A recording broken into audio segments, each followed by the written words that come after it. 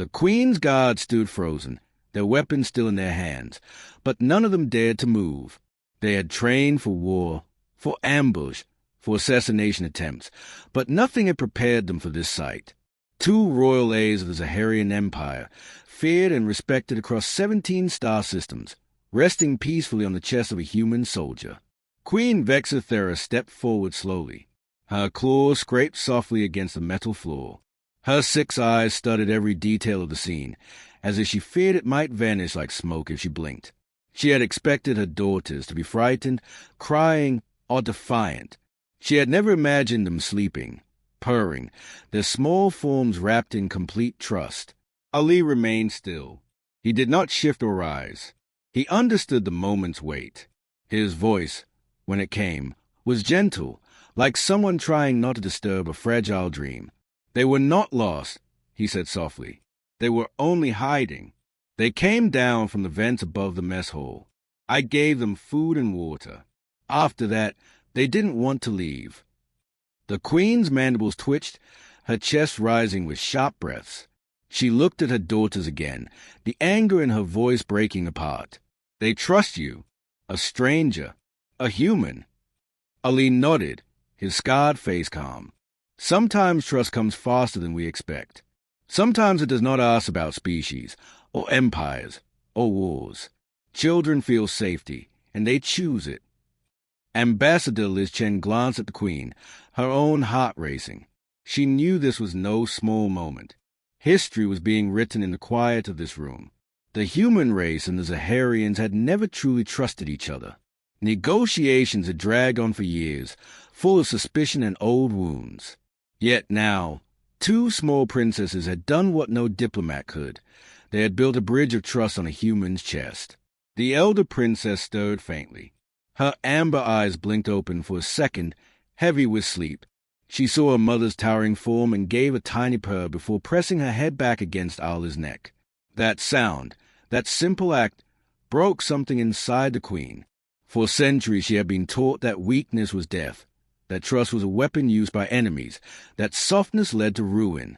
Yet her daughters were showing her something different. They had chosen comfort over fear, kindness over suspicion, and they had chosen it with a human.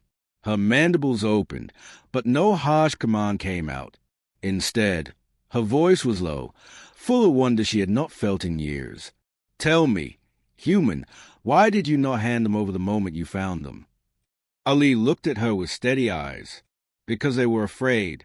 If I had forced them, they would have seen me as another soldier, another enemy.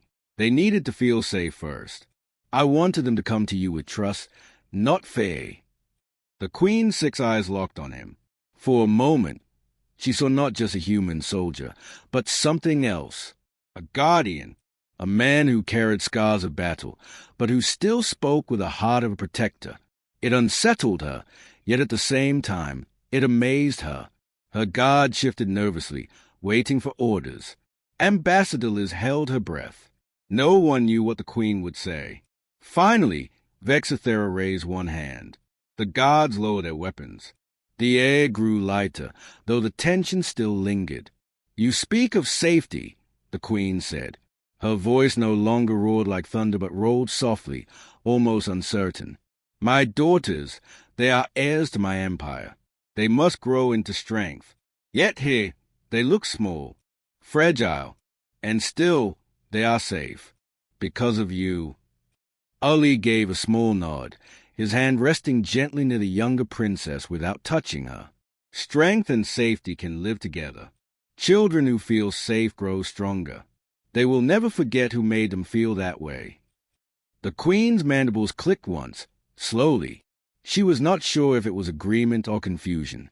All she knew was that something inside her chest, something long frozen, had begun to move again. The younger princess gave a tiny hum in her sleep.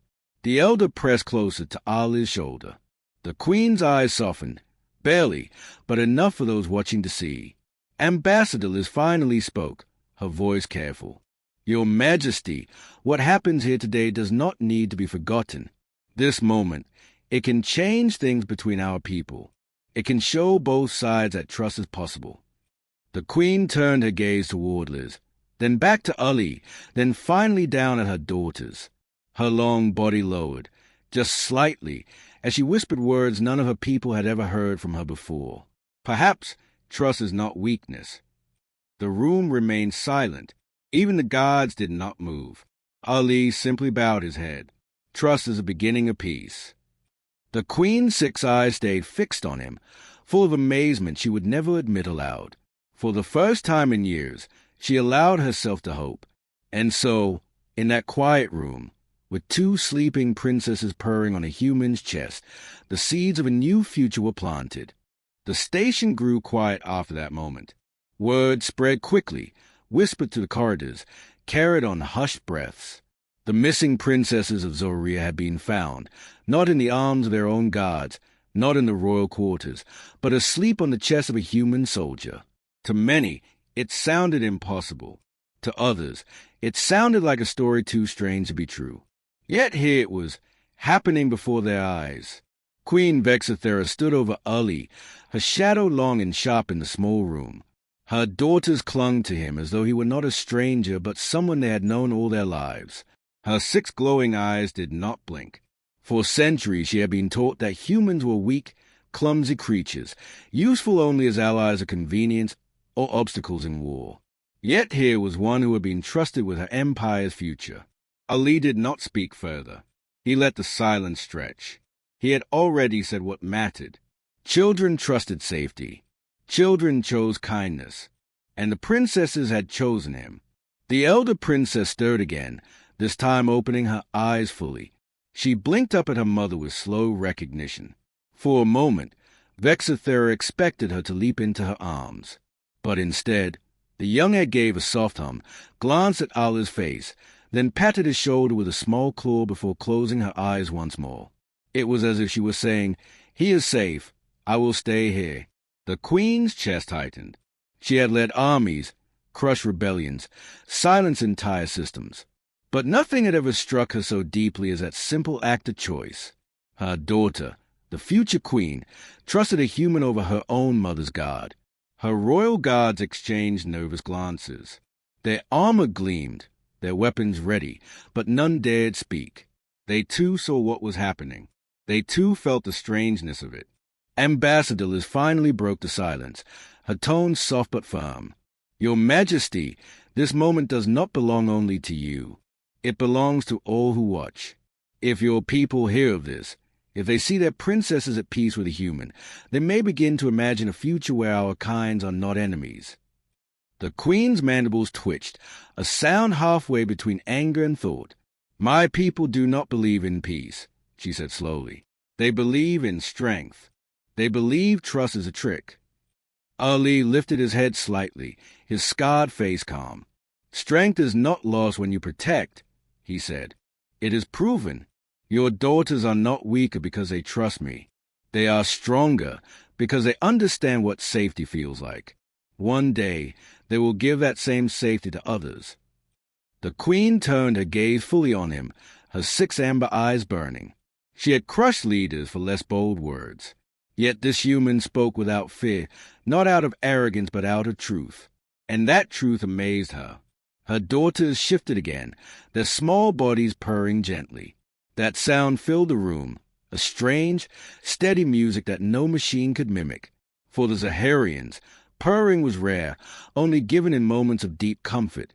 To hear it now, directed at a human, made the queen's chest ache in ways she had forgotten. She lowered herself slowly, bending her great frame until her head came closer to Ali and the children. Her claws, sharp enough to cut through steel, rested on the ground with care. She looked at him from only a few feet away. "You are scarred," she said quietly. "A soldier, a fighter. Why would my daughters find peace on you?"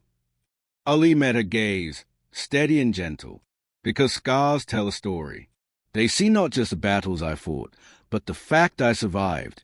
They see someone who understands fear and pain but does not spread it to others. Children know these things.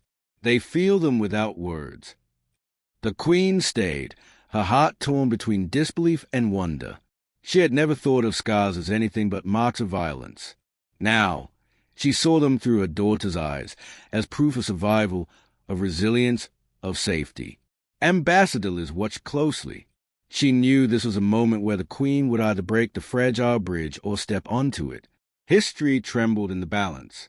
The Queen's mandibles clicked once more, but softer than before. "You amaze me, human," she said at last. "Not because you are strong, not because you are clever, but because my daughters, who know only war, saw something I did not. They saw kindness in you." Ali bowed his head slightly. "Kindness is also strength, Your Majesty." The room stayed silent again, except for the soft purring of the princesses. The sound filled every corner, wrapping even the gods in its gentle rhythm. For the first time in many years, Queen Vexithera felt something she had forgotten, hope. And as she looked at her daughters resting peacefully on the chest of a human, she realized that her empire's future might not be built on fear, but on trust. The station felt like it was holding its breath. Outside the small room, soldiers, workers, and ambassadors waited in silence. They knew something was happening inside, something that might change the course of history. Yet none dared to speak. All they could hear was a faint sound of Zaharian princesses purring, carried faintly through the thin walls. Inside, Queen Vexithera remained crouched near her daughters, her 6 amber eyes locked on the human who cradled them. Ali did not flinch under her gaze. He had faced warlords, raiders, and death itself in the void of space. Yet nothing had ever been as heavy as this moment. Her mandibles clicked slowly, each sound sharp like falling stones. "You understand what this means," she said at last. "If my people see their heirs on the chest of a human, they will not all feel hope. Many will see weakness. Many will call me unfit to rule." Ambassador Liz stepped forward carefully. "Your Majesty, weakness is hiding the truth. Strength is showing your people a new way. If they see what you see now, your daughters safe and calm, they may begin to question what they were taught about humans." The Queen turned her gaze sharply to Liz, her eyes like fire. But she did not strike. She was thinking, weighing, her mind torn between pride and possibility. Ali finally spoke, his voice steady but soft. "Your Majesty, the choice is not only about politics. It is about your daughters. They trusted me because they felt safe. That trust is a real treasure. If you hide this, you deny their choice. If you share it, you honor it." The Queen's claws tapped against the floor. She looked again at her daughters, still curled against Ali, their small bodies glowing faintly in peace. She remembered training halls, where young heirs were taught to fight before they could even speak. She remembered voices of elders telling her that kindness was weakness, that softness led to death. But now her daughters were showing her a truth the elders had never spoken. For the first time in centuries, the Queen did not know the answer. That uncertainty itself amazed her. The elder princess stirred again, this time lifting her head fully. She blinked at her mother, then at the human holding her. With a small but firm gesture, she rested her claw back on Ali's chest and purred louder. It was not only comfort, it was choice. The Queen's breath caught. Her heart trembled. She whispered, almost to herself, "They chose you." Ali nodded. "Yes, but only because I chose to protect them." The word struck her deeper than any blade. In Zaharian culture, protection was duty, not choice. But here was a human saying it was both a responsibility and a gift freely given. The Queen rose slowly to her full height. Her towering form filled the room, her crystal shell glowing faintly in the sterile light. Her guard straightened at once, ready for her command.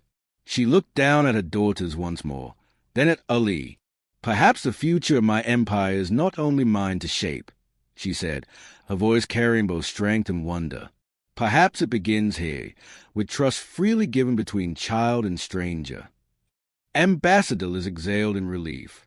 She could see it. The Queen was changing. Slowly, painfully, but changing. The Queen turned to her guards. "Lower your weapons. Spread word carefully. The princesses are safe. They were found in peace." The guards hesitated, confused by the softness of her words, but obeyed. Ali carefully shifted, lowering his arms so the girls could rest on the chair. The younger one gave a faint hum, refusing to move from his side. The elder blinked sleepily at her mother, then curled closer again to him. The queen did not stop them. Instead, she stepped closer and bowed her great head slightly. It was not much, but for Queen Vexathera, it was everything. "Human," she said, her voice low but steady, "you have given me something I thought I could never feel again. Hope." Ali's lips curved into a faint smile. "Hope is stronger than fear, Your Majesty." The Queen's 6 eyes studied him for a long moment. Then she spoke words that would echo across both species of generations. "Perhaps peace is not built by treaties. Perhaps it begins with moments like this, when children teach their mothers what strength truly means." The room remained silent, yet the weight of her words was immense. Ambassador Liz bowed her head, hiding her smile.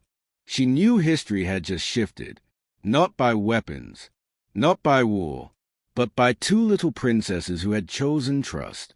And so, on that day, in a quiet room of a neutral station, the future of 2 great peoples was rewritten, not with fire, but with a soft hum of alien children purring on a human's chest.